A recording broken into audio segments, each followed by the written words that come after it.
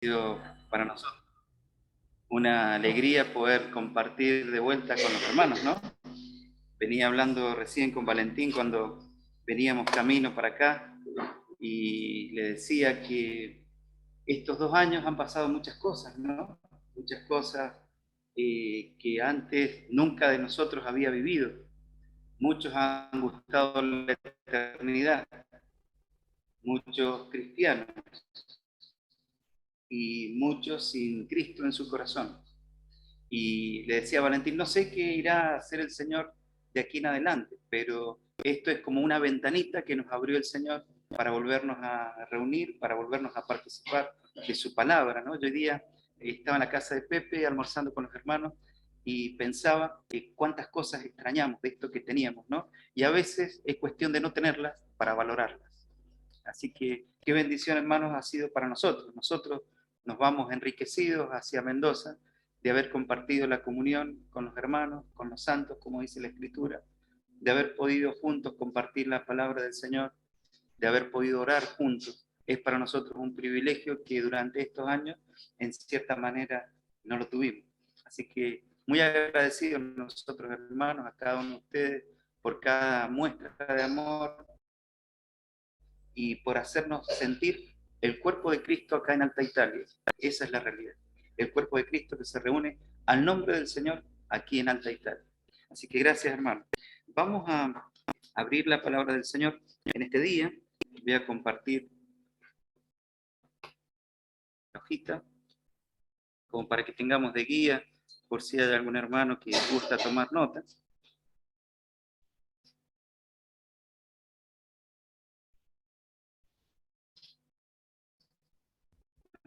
Quedamos esta mañana viendo acerca de cómo el Señor Jesucristo fue arrestado, cuáles fueron sus juicios. Vimos esta mañana rápidamente la expresión del Señor como el gran yo soy. Vimos todos los yo soy que se mencionan en la palabra del Señor y hablamos un poquito del Sanedrín. En el momento que el Señor Jesucristo está muriendo en la cruz del Calvario por nosotros, por nuestros pecados, se escuchan 7 frases que han sido extractadas por muchos teólogos, frases que fueron realmente muy preponderantes allí en la cruz del Calvario. En ese momento el Señor, con cada una de estas frases, hay una doctrina y una enseñanza para cada uno de nosotros. Vamos a pasarla muy rápido mencionándolas. Yo les voy a dejar el archivo para que ustedes, aquellos que quieran estudiarlo, puedan repasarlo con sus familias. En primer lugar, hay una súplica de perdón, ¿no? Cuando dice el Señor Jesucristo, Padre, perdónalos porque no saben lo que hacen. Allí en la cruz del Calvario el Señor estaba gestando ya el perdón para todos nosotros. ¿De qué pecados? De todos los pecados. ¿De quiénes? De toda la humanidad. Existe una línea de pensamiento calvinista que dice que solamente de aquellos escogidos. Y vemos que choca contra la verdad donde el Señor Jesucristo dice que de tal manera amó Dios al mundo. Y decía Spurgeon que tenía una línea de calvinismo, y venía justamente de una línea de calvinismo, se lo llama en un momento como consejo de análisis de sus predicaciones para tirarle la oreja, porque él predicaba a todo el mundo, y le dice, pero ¿cómo? Si no es acaso a los escogidos a quien está el Evangelio. Y él dice, Dios ama a todo el mundo. Dice, yo sé que Dios nos escogió desde antes de la fundación del mundo, pero yo no puedo levantar la camisa de la persona que está escuchando y saber si dice elegido o no elegido. Hermanos, todos nosotros hemos tenido la bendición. Anoche hablábamos con el hermano Pepe y decíamos, qué privilegiados somos, hermanos. Guillermo de haber nacido en un hogar cristiano y donde se le entregó el Evangelio. A la hermana también, y saber que tiene sus padres que conocen al Señor. Mis hermanos acá, sabiendo que sus padres ya le instruyeron las cosas del Señor. Y a cada uno de nosotros, en un momento que dice la Escritura, allá cuando estemos en el cielo, sabremos cómo fuimos conocidos, cómo fue el Señor y nos buscó. De alguna manera nosotros hemos sido los perdonados. Allí en la cruz del Calvario se expresó, Padre, perdónalos porque no saben lo que hacen. Hay una promesa de salvación, justamente cuando el ladrón de la cruz, arrepentido, ¿sí? Cree en el Señor y el Señor justamente le dice, de cierto, te digo, hoy estarás conmigo en el paraíso. Hay toda una doctrina allí relacionada al lugar, ¿no? Donde fue el Señor, predicó donde los llevó después en gloria, como vamos a ver en la parte de la resurrección. Pero hay algo ahí en esa frase que nosotros descansamos, y es que hay salvación. Aún en el lecho de muerte, miren lo que voy a decir, en el último momento de vida, si la persona se arrepiente de sus pecados, es salva. Es salva. Es arrebatado como un tizón del infierno, justamente, y va al cielo. Hasta allí llega el poder de salvación de nuestro amado Señor Jesucristo. Después de allí hay una provisión justamente para la madre, una provisión que viene ya de un mandamiento del libro de Éxodo, cuando dice honrarás a tu padre y a tu madre. Y vemos que allí en la cruz, en Juan capítulo 19, María se estaba quedando sin su hijo, por lo que cuenta la historia, ya era viuda en esa instancia, y el Señor le encarga a Juan el cuidado de su madre. Y ahí viene para nosotros una enseñanza, el cuidado de nuestros padres, la atención de ellos. No queda una esposa sola sin nadie cuando se muere su esposo. Queda bajo la responsabilidad de sus hijos, queda bajo el cuidado de sus hijos, queda bajo el mimo de sus nietos y queda bajo el cuidado de la iglesia, porque el Señor también habla sobre las viudas. Encontramos una cuarta frase que es la petición al Padre. Dios mío, ¿por qué me has desamparado? Y ahí encontramos algo que estos días hemos estado hablando brevemente, que quisiera ahora explayarme un poquito más, y es acerca de esa copa que el Señor Jesucristo oró cuando mencionamos en Mateo capítulo 26. El libro del profeta Isaías, acompáñame por favor hermanos, vamos a leer varios versículos en esta tarde. Isaías capítulo 51, verso 17. Dice la palabra del Señor. Despierta, despierta, levántate, oh Jerusalén, que bebiste de la mano de Jehová el cáliz de su ira, porque el cáliz de aturdimiento bebiste hasta los sedimentos. Fíjense que dice cáliz de aturdimiento. Justamente lo que el Señor estaba enfrentando allí en la cruz del Calvario era, hay un autor que lo explica muy bien, de hecho John MacArthur lo explica mucho más ampliado, y dice, ese aturdimiento que se menciona en el libro de Isaías, es el aturdimiento que recibe cuando una persona, cuando va directamente al infierno. Una persona sin Cristo en su corazón, cuando muere, va directamente a un estado de aturdimiento, de dolor, de angustia, que si nosotros supiéramos, mis queridos hermanos, lo que realmente significa, le aseguro que iríamos a nuestra familia que no conoce al Señor a hablarles de Cristo. Lo haríamos, pero sin ninguna duda. Lo haríamos redimiendo el tiempo, como dice la Escritura, porque no sabemos qué le puede pasar mañana a esa persona. El Señor Jesucristo, como mencionábamos ayer, habló muchísimo del infierno, pero hay algo que acá en la cruz del Calvario, el Señor lo que hace es beber una copa que contenía, miren lo que les voy a decir, todo el castigo, todo ese aturdimiento, todo el dolor, todo el sufrimiento que recibe una persona cuando muere con sus delitos y pecados. ¿Se entiende, hermano? El Señor Jesucristo cuando dice, perdónalos porque no saben lo que hacen, y cuando dice en ese momento, ¿por qué me has desamparado? Lo que estaba haciendo el Padre no era justamente desampararlo. Le estaba entregando de su propia mano el cáliz de la ira de nuestro pecado al Señor Jesucristo. El Señor Jesucristo estaba bebiendo ese cáliz completo, nuestros pecados, nuestras maldades. Y va a decir el mismo versículo, cáliz de aturdimiento, bebiste hasta los sedimentos. ¿Saben lo que quiere decir sedimento? No sé, bueno, acá hay algunos mendocinos. Recién me saludé con unos hermanos con 2 besos, dije, este es mendocino. Es mendocino de cepa, decimos nosotros. Justamente cuando un mendocino toma un vino, bueno, normalmente lo primero que hace es le mira el color, ¿sí? Le mira el color, después siente el aroma del vino. Pero después que lo ha tomado, si ese vino no ha sido filtrado, ¿qué queda en el fondo? Borra, dice la hermana, como buena san rafaelina. Queda una borra, queda un sedimento. El sedimento no es nada más y nada menos que parte de la esencia con lo cual se hace el vino. El sedimento en la Escritura es la esencia del pecado mismo, el medio por el cual el creyente salió de una instancia de pecado, donde los pecados eran tan claros como es claro el vino en una copa. Pero hay muchas intenciones que están en nuestro corazón, en nuestros pensamientos, en nuestra vida, y son como esos sedimentos donde nosotros quizás no le damos importancia, pero para el Señor sí. Y acá quiero mencionar algo, mis queridos hermanos. Hay pecados que son explícitos. Si yo vengo e insulto a mi hermano Marcelo, por dar un ejemplo claro, es un pecado explícito. Pero si yo en mi corazón pensé mal de él, es un sedimento que también es pecado delante de Dios. Y yo puedo pasarlo por alto y decir, no, pero si yo le di una palmadita a Marcelo cuando lo vi, y él va a pensar que todo está bien. Pero yo cuando llego delante de aquel que todo lo ve, delante de aquel que miraba a los creyentes y sabía lo que había en su corazón, esos sedimentos que nosotros tiramos, el Señor nos los tira. Esos pecados están delante de Él. Hermanos queridos, los pecados de nuestra mente, de nuestro corazón, de nuestras intenciones, también son expuestos delante de Dios como pecado. Como pecado. Y allí en la cruz del Calvario el Señor Jesucristo bebió la copa de la ira, lo que se siente por ir al infierno por nuestros pecados, incluso hasta los sedimentos. Miren, un detalle muy sencillo.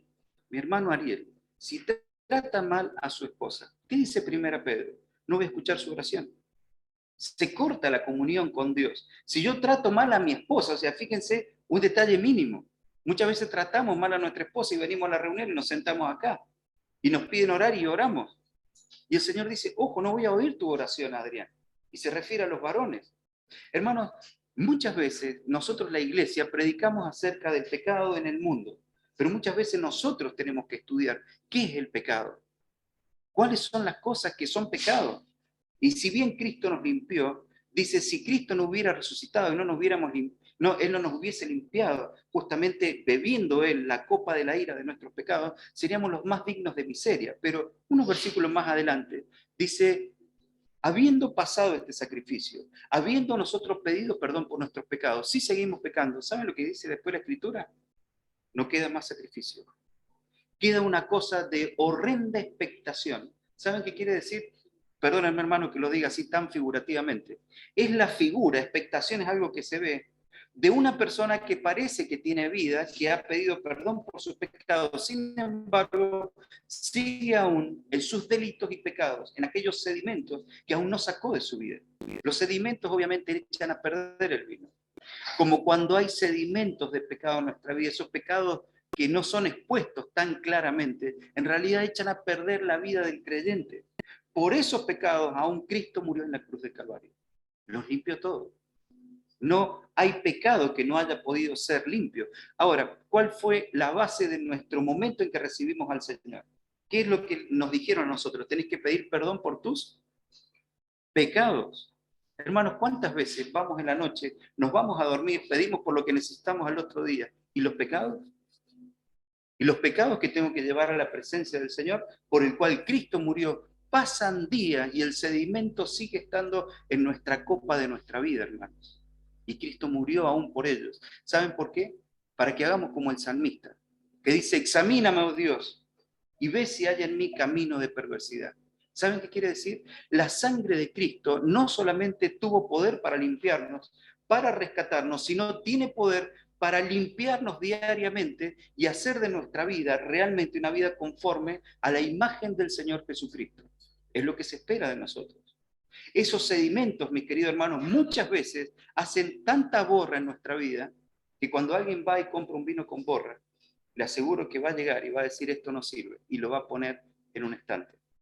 Hermanos, la vida del creyente no sirve si esos sedimentos por los cuales Cristo también murió sigue estando en nuestra vida. Es por eso que el Señor nos ha llamado a una vida de excelencia. Y esa excelencia fue pagada con su sangre cuando el Señor dijo, consumado es. Todo está dado a favor nuestro, justamente para que podamos vivir de esa forma.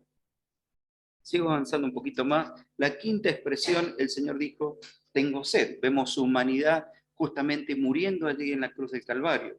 La sexta expresión, el Señor hace una proclamación de victoria. Consumado es, algo de esto veíamos esta mañana. Tetelestai, la deuda es pagada, la deuda es cancelada de todo lo que hayamos hecho. Pero por otro lado, justamente el Señor dice, en tus manos encomiendo mi espíritu. Acá hay algo muy importante. Trato de ser breve para no extenderme, porque cada esto, mis queridos hermanos, cada punto de esto merece realmente un estudio. Ahí la palabra espíritu, que aparece en Lucas capítulo 23, verso 46, está en minúscula. Allí cuando el Señor entrega su espíritu, es ese aliento de vida que cada uno de nosotros tenemos, ¿sí? Desde el momento en que el creyente pasa a la presencia del Señor, nuestro espíritu con minúscula es el que duerme, o el que en ese momento de alguna manera pasa ahora a estar con el Señor, que ya lo vamos a ver en la resurrección. Un pequeño tema para que nosotros nos llevemos en nuestra mente, mis queridos hermanos. Cristo muere como hombre, pero Dios no muere. ¿Se entiende? Esto es algo muy importante que nosotros tenemos que tener en cuenta, que justamente esta unión perfecta de la que hablamos ayer, Dios 100% hombre, Dios 100% Dios, el Señor Jesucristo, en esa unión hipostática, lo llaman los estudiosos de teología, cuando muere en la cruz del Calvario, muere la parte humana del Señor Jesucristo. Dios no muere, Dios no puede morir. Es antibíblico decir que Dios murió por nosotros en la cruz del Calvario. ¿Qué es lo que muere? La parte humana del Señor Jesucristo. Muere completamente. El pecado era saldado porque muere Él como humano completamente, entregó su espíritu y murió. Dios no murió. ¿Se entiende, hermano? Es por eso que fue y predicó a los espíritus encarcelados. Lo vemos allá en el seno de Abraham, al Señor Jesucristo. Lo vemos resucitado al tercer día. Lo vemos llevando cautiva a la cautividad, como dice Efesios. Es decir, que cuando el tiempo, que el cuerpo quedó inerte en la tumba, allí puesto una piedra y sin moverse, Dios mismo, a través de la persona del Señor Jesucristo, el Señor Jesucristo, Dios, fue y tuvo una actividad impresionante, mis queridos hermanos. Después, ¿qué pasó? Resucita su cuerpo, que es lo que vamos a ver a continuación. La Biblia dice, como recién nos cantaba nuestra hermana allá desde el sur, el pecado tenía que ser quitado con sangre. No había ninguna otra forma. El libro de Levíticos hablaba de que justamente tenía que ser quitado con sangre. Levíticos capítulo 17, verso 11. Dice el Señor, porque la vida de la carne está en la sangre. Yo os he dado para hacer expiación sobre el altar por vuestras almas, y la misma sangre hará expiación de las personas. Hermanos, nuestra alma, cuando una persona muere con Cristo, nuestra alma está libre por esa expiación, por esa sangre del Señor Jesucristo que se derramó allí en la cruz del Calvario. Es decir, que cuando un creyente, en el momento en que su vida termina, en el momento en que ese espíritu con minúscula se acaba, automáticamente esa persona pasa a la presencia del Señor. En ese momento hay alguien que dice, hay un medio por el cual esa persona estaba acá y ahora tiene que ir a otro lugar. Ese otro lugar no es un lugar de adormecimiento ni es un lugar de estancamiento. Vamos a ver qué es ese lugar. Sí podemos decir que era necesaria la sangre derramada para que las almas fuesen vistas a través de una sangre que fue expiada, y ahí aparece una palabra que es el rescate de lo que el Señor hizo por nosotros en la cruz del Calvario. La palabra allí es la palabra kofer. La palabra kofer significa que ha sido rescatado. Hay dos palabras, sin meter tantas palabras griegas, que hablan acerca de cómo fue nuestra salvación por medio de la expiación de la sangre del Señor. Cuando el Señor muere por nosotros, derrama su sangre. Ya en la antigüedad se decía que para que el alma fuera expiada, se necesitaba un derramamiento de sangre. Ahora, ese derramamiento era el precio por el cual alguien que estaba de alguna manera esclavizado tenía que ser rescatado. ¿Se entiende? La palabra expiación es la base de la palabra redención. Ahora, en ese momento, ¿qué es lo que se conocía como expiación o redención? Suponiendo, mi hermano Víctor tenía él su familia y yo tenía mi familia y nosotros éramos hermanos de sangre. Y de repente yo me moría, quedaba la viuda con los hijos. ¿Qué hacía él? Iba y redimía. ¿Cómo redimía? Iba y buscaba a la viuda, iba y buscaba a los hijos y decía, vengan ahora, véngase de Mendoza para acá, acá van a ser cuidados, acá van a ser protegidos. Rescataba. Había otra forma de rescate, había otra excepción de la palabra cofer. ¿Cuál era? La excepción era de que yo podía ser esclavo y de repente, de alguna manera estaba allí en la fila de esclavos en las que había un vendedor, supongamos Pepe me había puesto un precio en la cabeza, dice este vale 10 pesos, y Guillermo como es más joven vale 1000 pesos. Entonces este de 10 pesos no lo quería nadie, pero había alguien, venía Marcelo y decía, no, este que es viejo me va a servir para cebar mate ahí en el campo. Y venía y compraba. Y decía, ¿cuál es el precio de este esclavo que es más viejo? Es tanto. Bueno, yo lo quiero comprar. Y él iba y rescataba y compraba a precio lo que el vendedor le pedía. Estos dos ejemplos de rescate es lo que el Señor muestra. ¿Qué fue lo que pasó en el momento que la sangre del Señor Jesucristo se derramó en la cruz del Calvario? Y en esto hay algo muy importante. Ninguno de nosotros podía rescatarnos. Y acá se cae toda la teoría de los santos. Se cae toda la teoría de cualquiera que no sea Jesucristo. De cualquier mártir, de cualquier iglesia que lo quieran poner como santo, de san, lo que sea, no puede rescatar ni redimir. Salmos 49, versículos 7 al 9. Salmos 49, versos 7 al 9.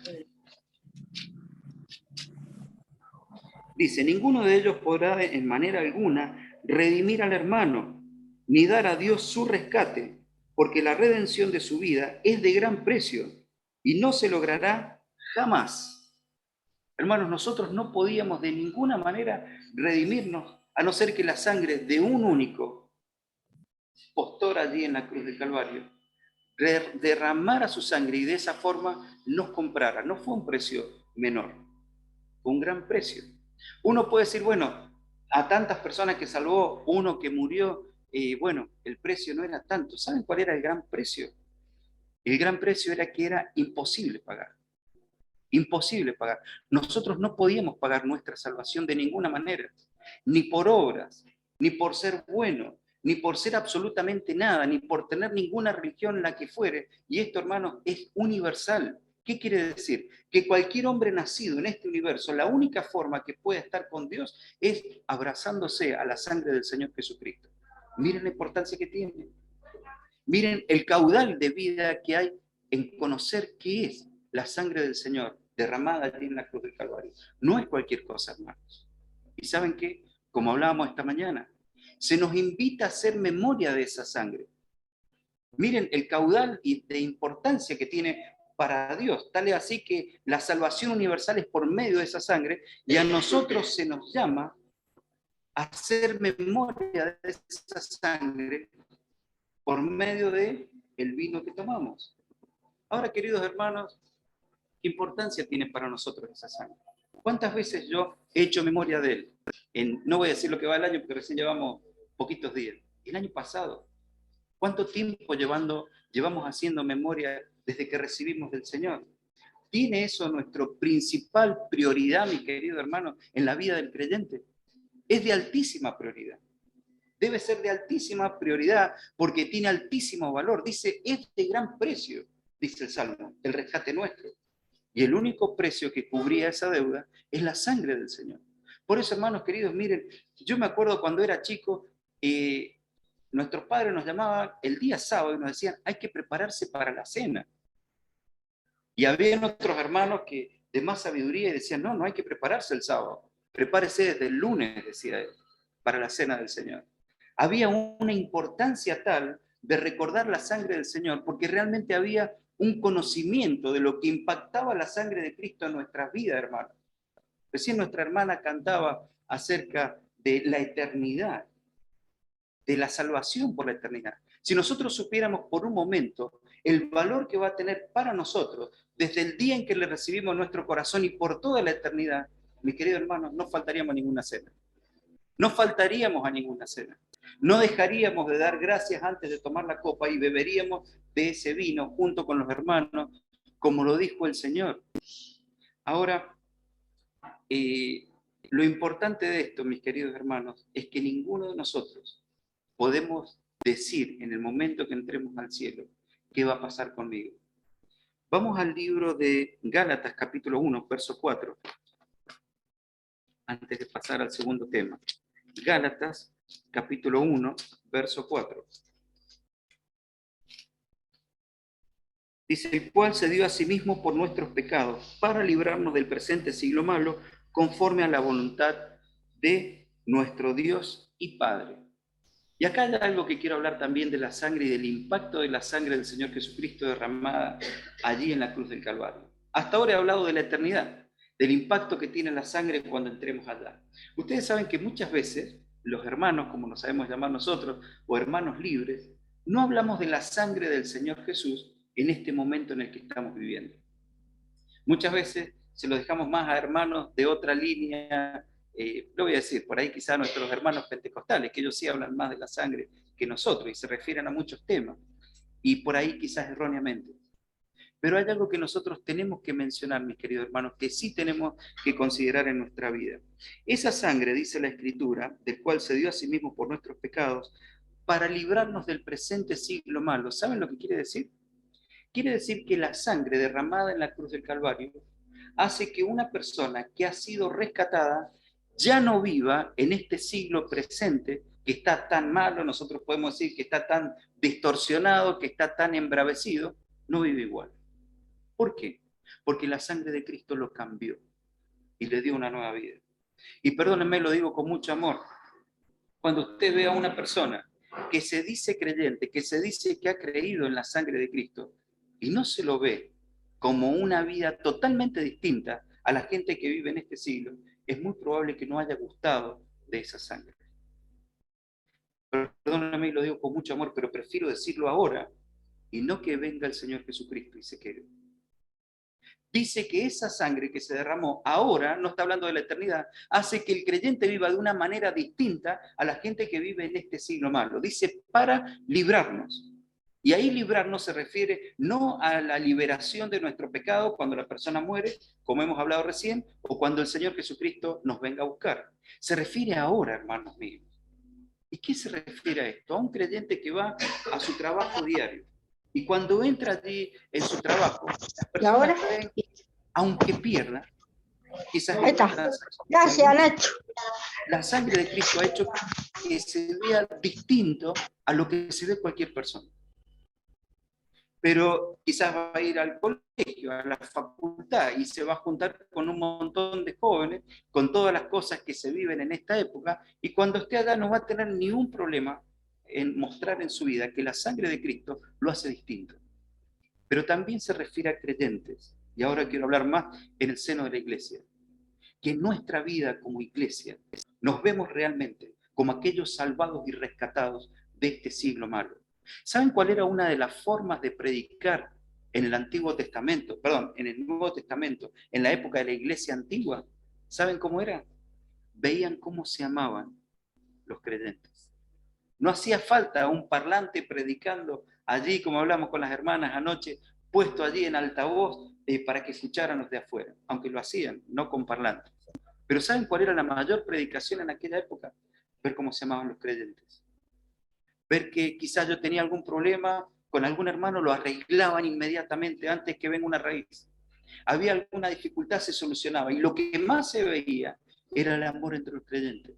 Yo iba y le decía, che, Ariel, mira, la hermana necesita algo, vamos y busquemos. Iba y buscaba, Marcelo, mira, aquel hermano está necesitando algo, vamos. Se ocupaban de las cosas del Señor. Administraban las cosas del Señor, se juntaban las hermanas y decían, miren, hay viudas que falta esto, busquemos, y buscaban a los jóvenes se juntaban y decían, mira, estos jóvenes de buen testimonio, que vayan y sirvan esto, que hagan aquello. Una iglesia viva fue justamente lo que conformó la sangre del Señor Jesucristo allí en la cruz del Calvario. Ya lo vamos a ver cuando veamos la parte de resurrección. Hay muchos versículos, pero Pepe no me va a invitar más y me sigo demorando, así que vamos a ir rápido. Se derrama la sangre del Señor Jesucristo. El cuerpo del Señor es puesto allí en la tumba, en aquella tumba de esta persona que tenía mucha plata y se cumplía en la Escritura.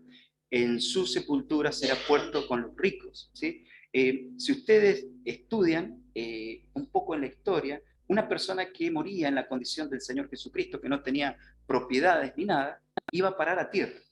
Se lo ponía en un pozo y se tapaba ese pozo. Esa era la sepultura. Ahora, se podía llegar a tener mucha plata, como fue el caso del que ofrendó la tumba, y en ese lugar, que era una tumba comprada, cuenta la historia que dice que él en realidad lo compró para su esposa la tumba. En esa época comprar una tumba era como comprar una propiedad, decir, ¿te gusta acá donde va a ir a parar tus restos? Y la persona decía sí o no. Y bueno, de esa manera cuentan que no quiso la esposa justamente de este que ofrenda la tumba. Y no fue cualquiera. Cuando nosotros estudiamos, lo dice la Escritura, era discípulo del Señor, no estoy diciendo apóstol, discípulo del Señor.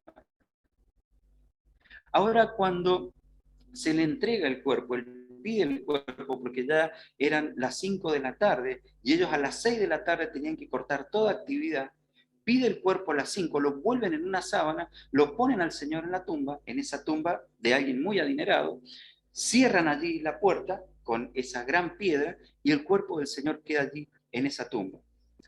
Viene el momento de la resurrección. Hablamos con los hermanos esta mañana y decíamos, el Señor cuando resucitó, tuvo que sacar la piedra de la tumba.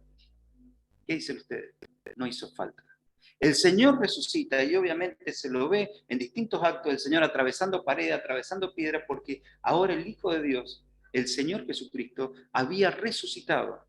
Pero no solamente resucita Él, sino que incluso su cuerpo, este cuerpo de carne que Él tenía, también es resucitado. Y pasan algunas cosas que ya vamos a ver más adelante, como por ejemplo, el Señor resucita su humanidad completa.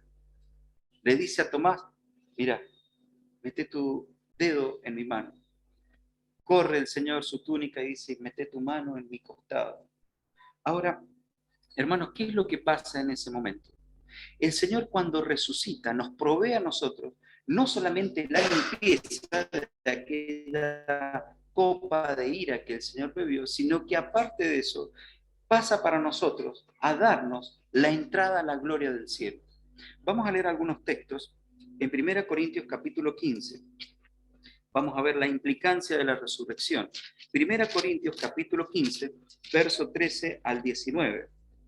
Dice la palabra del Señor. Porque si no hay resurrección de muertos, Cristo tampoco resucitó. Y si Cristo no resucitó, vana es entonces nuestra predicación, vana es también nuestra fe. Y somos hallados falsos testigos de Dios, porque hemos testificado de Dios que Él resucitó a Cristo, el cual no resucitó, si en verdad los muertos no resucitan. Verso 16. Porque si los muertos no resucitan, tampoco Cristo resucitó. Y si Cristo no resucitó, vana es vuestra fe. Aún estáis en vuestros pecados. Entonces también los que durmieron en Cristo perecieron. Verso 19. Si en esta vida solamente esperamos en Cristo, somos los más dignos de conmiseración de todos los hombres. Y voy a leer el 20. Mas ahora Cristo ha resucitado de los muertos, primicia de los que durmieron es hecho. ¿Qué importancia tiene para nosotros la resurrección de Cristo? En primer lugar, si Cristo no hubiese resucitado, nuestra fe es vana, no seríamos salvos ninguno. Porque Cristo resucitó, nosotros podemos alcanzar salvación. Por ende, miren lo que les voy a decir. ¿Qué quiere decir nuestra fe es vana? Ustedes saben que esto tiene una implicancia terrible. Porque uno dice, bueno, ¿cuál fue la primera predicación de los creyentes? Uno se dice, ¿cómo fue aquellas predicaciones en las cuales tantas personas recibían al Señor de a puñados, de a miles? ¿Por qué? ¿Qué es lo que se predicaba? Yo muchas veces he indagado en eso. ¿Qué es lo que usaban? ¿Qué es lo que decían para que personas realmente conocieran al Señor? ¿Por qué Felipe iba sentado en un carro y se lo llamó y el eunuco de plata, que tenía toda la cabeza en otra cosa, recibió al Señor? ¿Saben cuál era la principal predicación de aquellos primeros creyentes? Cristo ha resucitado. Eso era el núcleo de su predicación. Iban y hablaban, no sé, no conocía al Señor mi hermana, y de repente iba mi hermana acá y se la cruzaba en el supermercado. Y la hermana, sin que ella mediara nada, iba y le decía, ¿vos sabés que Cristo ha resucitado?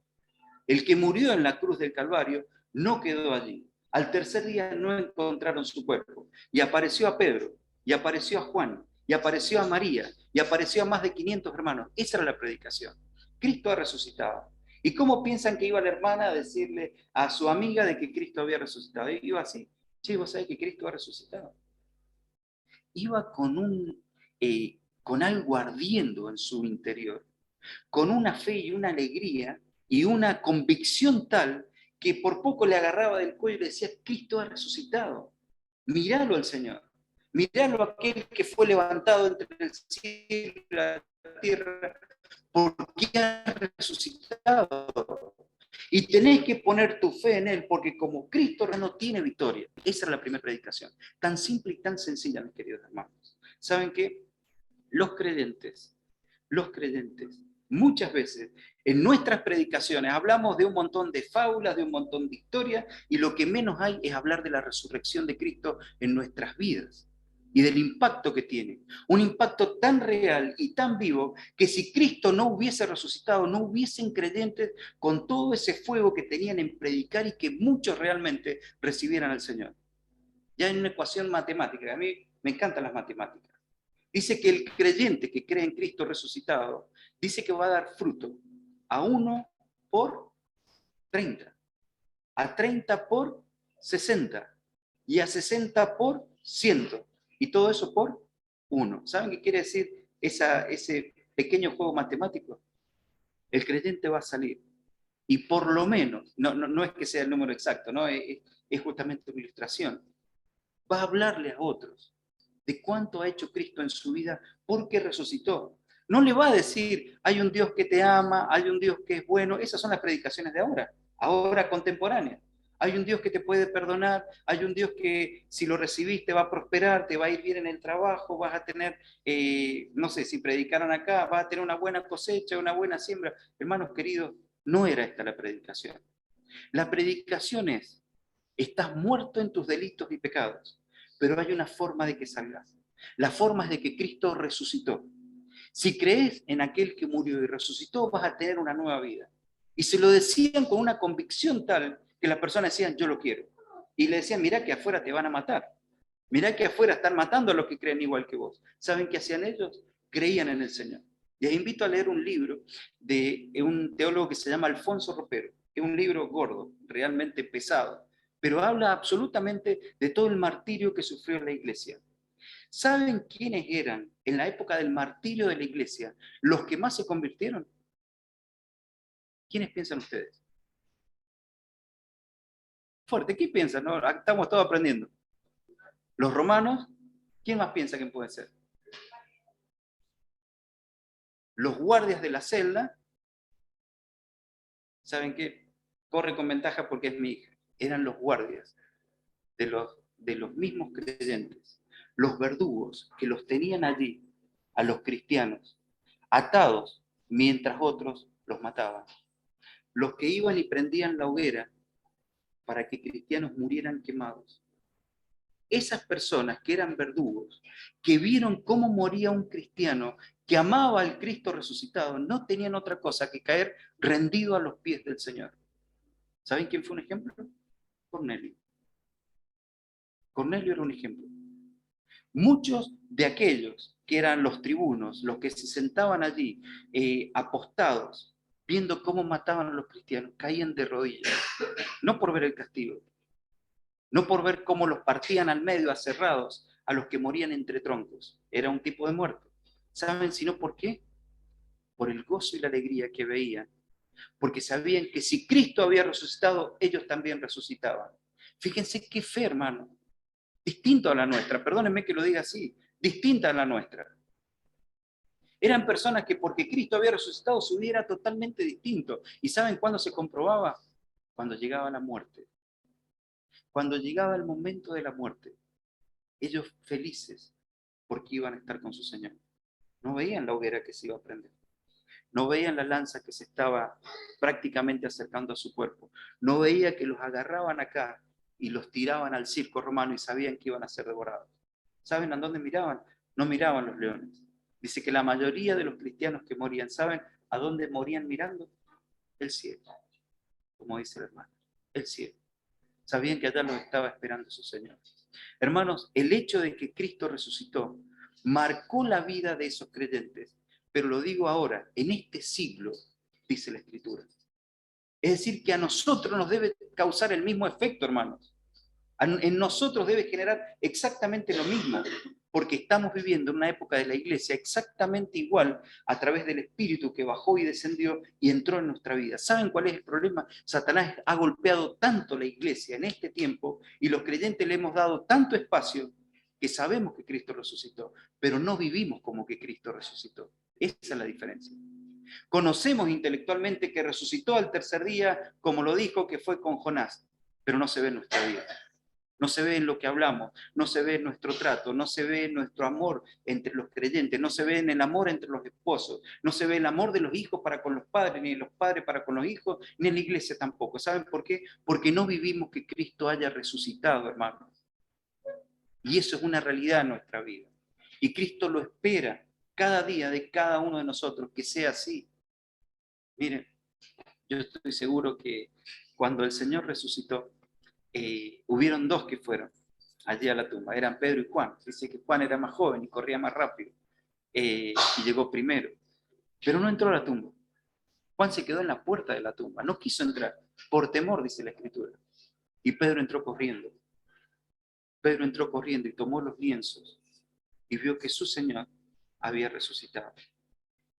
Hermanos, necesitamos tomar esos lienzos de fe en nuestra vida y decir: Cristo ha resucitado. Contarle a los demás que Cristo ha resucitado y vivirlo así. Dejar de lado la iglesia, que no tiene absolutamente nada que ver con que Cristo haya resucitado, y conformar el cuerpo de Cristo, que Él mismo murió y resucitó para formarlo. Porque cuando Él resucitó, fue y se puso a la cabeza del cuerpo de Cristo, que es la iglesia. Para ir avanzando un poquito más, queridos hermanos, vamos a ver que la resurrección del Señor Jesucristo está relacionado con la gloria. ¿Qué quiere decir? Vamos a ir a Romanos capítulo 6, verso 4. Romanos capítulo 6, verso 4. Dice: porque somos sepultados juntamente con Él para muerte, por el bautismo, a fin de que como Cristo resucitó de los muertos por la gloria del Padre, así también nosotros andemos en nueva vida. Prestemos atención a este texto, hermanos, que es muy rico para su análisis. Dice: porque somos sepultados juntamente con Él para muerte por el bautismo. Es decir, cuando nosotros recibimos a Cristo en nuestro corazón, no está hablando acá del bautismo de agua, ¿sí? El bautismo es cuando nos sumergen acá y nosotros, no, el bautisterio no sé si está acá, sí está acá, y nos sumergen, el hermano que está, no se refiere a ese bautismo.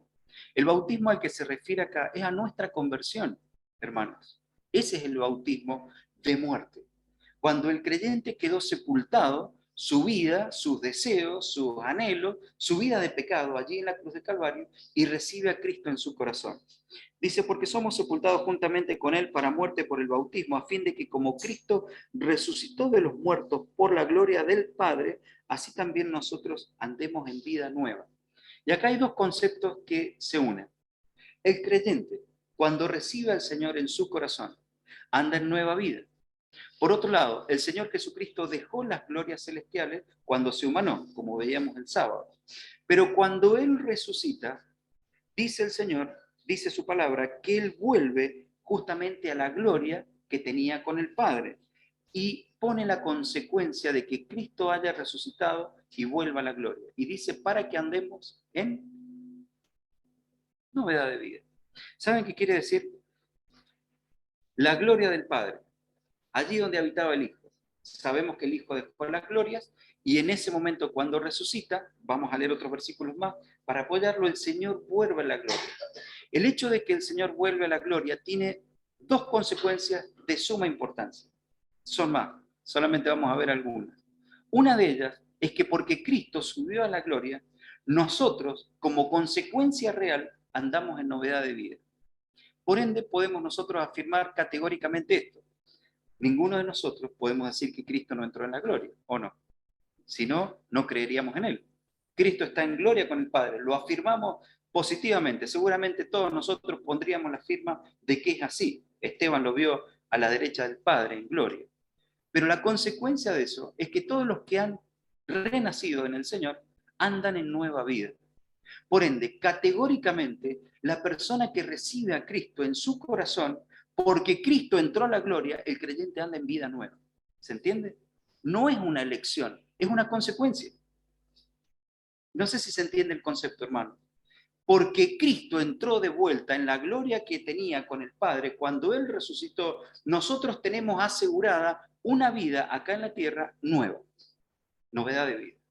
Vieron que cuando bautizamos a los hermanos sabemos cantar un himno, el himno que se canta en todas nuestras asambleas, que dice: antes yo vivía en el abismo, en el pecado y maldad.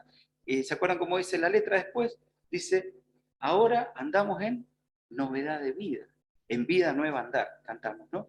Justamente ese himno tan cantado por los creyentes tiene una afirmación categórica y dice que todo salvado anda en nueva vida porque Cristo entró en gloria. Entonces, hermanos míos, acá viene la doctrina, no vamos a hablar de ese tema porque sí necesitamos 2 reuniones más, es la doctrina de la salvación. La doctrina de la salvación tiene la certificación que un creyente anda en vida nueva porque Cristo entró en gloria. Cristo entró en gloria 100%. Si la persona no anda en nueva vida, yo me iría al principio del versículo. Quizás él no pasó por el bautismo de la muerte. El bautismo de la muerte, que haya dejado sus pecados, haya recibido a Cristo y toda su vida ahora sea una vida nueva. ¿Saben cuál es el peor peligro de esta época en la que vivimos, hermanos? Que hay personas que creen que andan o que son salvos y no andan en vida nueva. Ese es el peor peligro de esta época. Pensar que se es salvo andando en vida vieja. ¿Se entiende, hermanos? Doctrinalmente el creyente anda en vida nueva porque en Cristo entró en la gloria. Si no, no se es salvo. Vamos a pasar algunos textos más, justamente. Recién hablábamos de que el Señor resucitó su vida humana completamente. Y hay, hoy día cuando estábamos almorzando con los hermanos me acordaba de este texto. Primeramente, nosotros podemos ir ahí a los evangelios o vamos a ir a Hechos directamente. Hechos capítulo 10, verso 41. Y acá lo encontramos a Pedro hablando con él. Allí la cita de Mateo 24, nos recordamos cuando el Señor después de resucitado estaba esperando a los discípulos allí, ¿sí? Comiendo con ellos pescado y miel. Pero en Hechos capítulo 10, verso 41, ya el Señor había resucitado hacía rato, y allí justamente dice, no a todo el pueblo, sino a los testigos que Dios había ordenado de antemano a nosotros que comimos y bebimos con Él después que resucitó de los muertos. Fíjese, un texto muy aislado, aparece en Hechos, no en los evangelios, pero acá está trayendo a colación de que después que el Señor resucitó, comieron con Él, bebieron con Él, estuvieron compartiendo como Él compartía con nosotros. Y acá nos habla de la doctrina de la resurrección del cuerpo humano del Señor completamente. No es un fantasma, no es alguien que lo querían abrazar y no se sentía materia. El Señor resucitó su cuerpo humano completamente. Y ese cuerpo fue el que ascendió en gloria. ¿Por qué? Porque era sin pecado. Esto para nosotros se une con la doctrina de la resurrección de nuestros cuerpos. Cada creyente que pasa a morir, para hablarlo así categóricamente, su cuerpo va a ser resucitado. Su cuerpo, me refiero al cuerpo físico, va a ser resucitado, como resucitó el cuerpo del Señor Jesucristo. Primera Corintios capítulo 15 dice, así como Él resucitó, nosotros también resucitaremos. Y en esto hay una esperanza grandísima. ¿Por qué, mis queridos hermanos? Porque Cristo resucitó, todos aquellos que nos precedieron y que ya están con el Señor, sus tumbas van a ser abiertas. Sus cuerpos van a salir totalmente reconstituidos para encontrarse con los creyentes, sus cuerpos, y el Señor Jesucristo allí en las nubes para estar sus cuerpos por la eternidad con Él. ¿Por qué repito tanto sus cuerpos? Porque ellos ya están presentes al Señor, no con este cuerpo físico, pero están presentes al Señor, disfrutando de las glorias celestiales, en plena actividad, se los aseguro. Un día podríamos tomar todas las cosas que están haciendo los creyentes allá en el cielo, pero, hermanos queridos, esos cuerpos van a ser levantados. En esta época de pandemia, muchas veces por ahí me llegaban algunos correos electrónicos y preguntaban, ¿y qué pasa con los cremados? ¿Y qué pasa con aquellos que murieron mutilados? Dice Job capítulo 19, aunque esta mi carne se deshiciere, con mis ojos he de ver al Señor. Es decir, que aún aquellos creyentes que fueron puestos como antorcha allí en los jardines de Nerón y se calcinaron completamente, aún también ellos van a ser reconstituidos en sus cuerpos completos, mis queridos hermanos. Ya no va a haber más deficiencia, no va a haber más dolor, no va a haber más falta de nada. En ese momento vamos a tener cuerpos preparados para disfrutar con nuestro Señor por toda la eternidad. ¿Por qué? Porque Cristo resucitó. Fíjense a dónde llega el amor del Señor. A dónde llega la potencia de que Cristo haya resucitado allí después de haber muerto en la cruz de Calvario. Para ir terminando, nosotros podríamos decir que todo verdadero creyente realmente, dice Romanos capítulo 10, versículo 9 a 10, si creyeres en tu corazón que Dios le levantó de los muertos, será salvo. ¿Y qué quiere decir esto?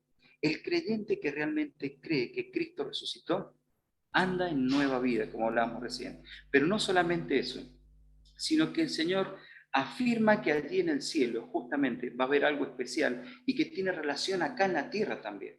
Hermanos, la resurrección del Señor Jesucristo conecta de manera perfecta la eternidad con la tierra en el momento en que estamos viviendo ahora. Primera Timoteo capítulo 3, verso 16. 10 minutitos más y terminamos, hermano.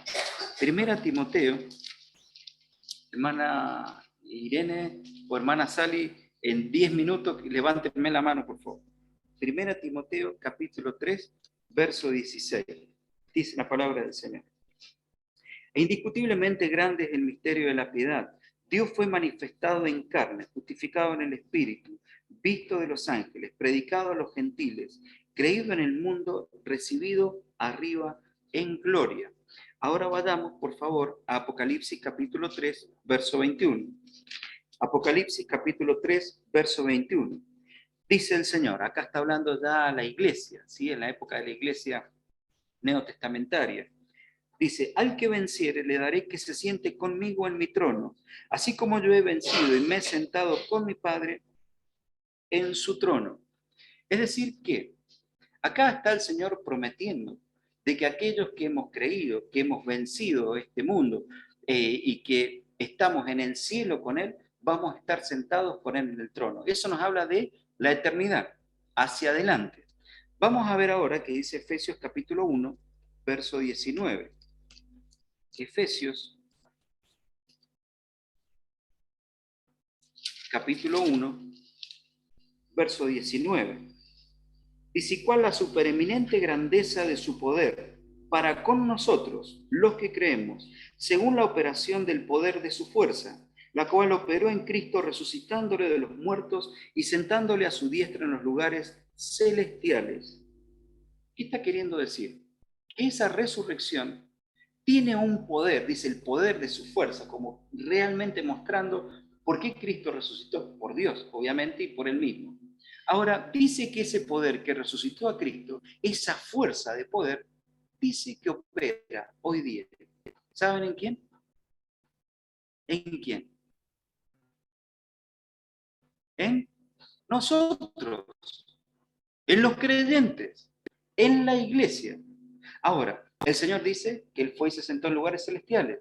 Fue y habla de que volvió a la gloria del Señor. Con toda esa fuerza, dice que ahora Él opera acá en nosotros, con esa misma fuerza en los creyentes. Por eso dice, ¿y cuál la supereminente grandeza de su poder para con nosotros que creemos según la operación del poder de su fuerza? Versículo 21, sobre este siglo, sino también en el venidero, y sometió todas las cosas bajo sus pies. Es decir, que ese poder le llevó al Señor Jesucristo a que todo lo que existe en este mundo está debajo de sus pies. No hay que nuestro amado Señor Jesucristo, porque resucitó a la iglesia. Miren, hermanos, a ver si podemos entender esto. El hecho de que Cristo resucitara, Dios lo pone en un lugar de excelencia en el cielo, al lado del Padre, ¿sí? Con toda la gloria existente en el cielo. Pero ¿qué es lo que pasa en ese momento? Todas las cosas acá en la tierra son sometidas debajo de sus pies, acá en la tierra. Ese mismo poder que lo resucitó opera en este siglo, en este momento. Pero por sobre todas las cosas, hay una operación de ese poder que se hace manifiesto día tras día hasta que el Señor nos venga a buscar. ¿Y saben en dónde se ve manifiesto? En la iglesia. ¿Por qué? Porque ese que resucitó, el Señor Jesucristo, ahora es puesto como cabeza de la iglesia. Hermanos queridos, y usted y yo somos parte de ese cuerpo. Fíjense qué privilegio. Porque quiere decir que mi hermano Marcelo es mano, pero mi hermano Guillermo es pie. Y mi hermana al fondo es codo. Y mi hermana Rosita acá adelante es cuello. Y cada uno de nosotros somos miembros de ese cuerpo donde Cristo es la cabeza. Por lo tanto, la iglesia, en la iglesia, y por las cosas que hace la iglesia, se tiene que ver un poder de manera tal que fue igual al mismo poder que Dios usó para resucitar al Señor Jesucristo y ponerlo a la gloria del Padre. ¿Se entiende lo que digo? Esta mañana hablaba con mi hermano y para ejemplificar esto, y le conté una historia que el hermano también había leído. Una iglesia en Inglaterra, que cuando predicaba allí un hermano, se convertían de asientos, se convertían muchas personas. Esa persona que predicaba era Charles Spurgeon.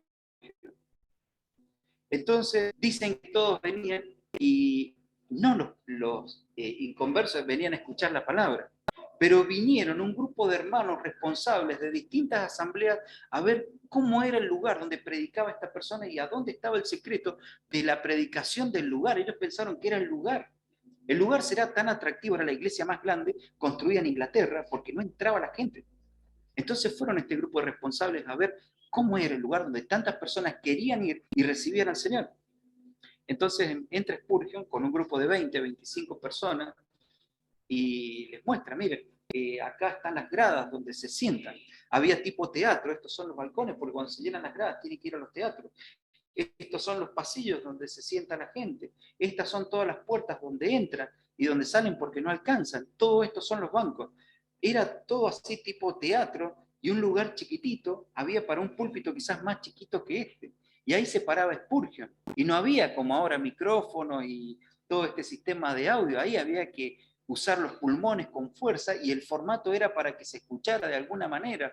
Y le dice este grupo de creyentes que estaban ahí, bueno, ¿y cuál es el motor, la fuerza de todo esto?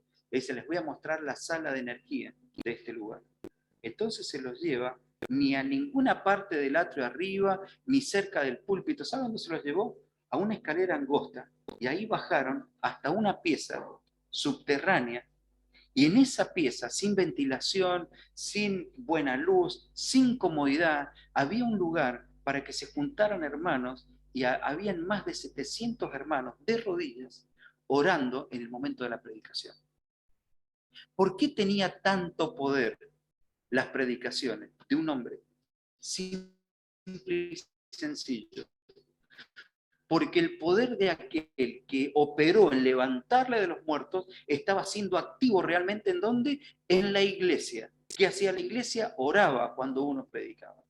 Oraba cuando uno predicaba. Hermanos, mañana va a decir Marcelo, miren, oren por mí porque voy a predicarle a un grupo de compañeros de trabajo. La iglesia tiene que estar de rodillas clamando por el hermano que va a predicar. Pepe va a decir, voy a Luis a predicar a la casa de una hermana. La iglesia tiene que estar rogando al Señor de rodillas porque va el hermano con su esposa a predicar. ¿Queremos ver el poder del Señor? Bueno, hagamos uso de la cabeza y hagamos uso de ese poder que es para nosotros, que operó en Cristo resucitándole de los muertos y que es para este tiempo y que opera como cuando realmente Cristo es la cabeza y cuando cada miembro ocupa el lugar que tiene que ocupar. Y cuando cada creyente se ayuda mutuamente, cuando dice Efesios, poniendo los dones de cada uno de ellos como debe ser, allí opera Cristo. ¿Saben de qué se ha encargado Satanás en este tiempo? Nos quebró la muñeca, nos quebró la pierna, nos quebró el brazo, nos quebró la mano. Un hermano allá que no vino más y era el hombro. Otro más que está y era la rodilla. ¿Y saben qué quedó en ese cuerpo? Un cuerpo que no se mueve, totalmente débil. Eso es lo que está con todas las iglesias en nuestros días. Por eso, hermanos queridos, porque Cristo resucitó, el poder está vigente. ¿Saben qué se necesita? Doblemos las rodillas, hermanos. Doblemos las rodillas. Arreglemos las cosas en la familia, en la iglesia, en nuestras vidas. Tantas cosas tenemos porque Cristo resucitó. Lo perdemos porque Satanás nos borra de que Cristo ha resucitado. Hermanos queridos, el concepto de que Cristo ha resucitado, que no sea un concepto intelectual, que sea una forma de vida, como era realmente en aquellos creyentes. Sin duda, va a venir un día en que Cristo venga a buscar a su iglesia. Aquellos que creyeron en Él se van a levantar victoriosos sus cuerpos. Y aquellos que hayamos vivido conforme a nuestro Señor Jesucristo, vamos a ser arrebatados para estar para siempre con Él. El tiempo de mostrar de que Cristo ha resucitado es ahora, no es cuando Él nos venga a buscar. Ahora es el tiempo de mostrar, ahora es el tiempo de hablar a viva voz. Ahora es el tiempo de agarrar a nuestros hijos y decir, hijos, miren, vivamos como que Cristo ha resucitado. Agarrar a su esposa y decir, ¿qué nos falta para mostrar que Cristo ha resucitado? Abuelo, abuela, agarre a sus nietos y digan, yo necesito que ustedes vivan como Cristo ha resucitado. Y juntos como iglesia, sin duda, vamos a poder honrar el nombre de aquel que resucitó de entre los muertos y que ahora está puesto por sobre todas las cosas arriba como cabeza de la iglesia. Que el Señor bendiga su palabra.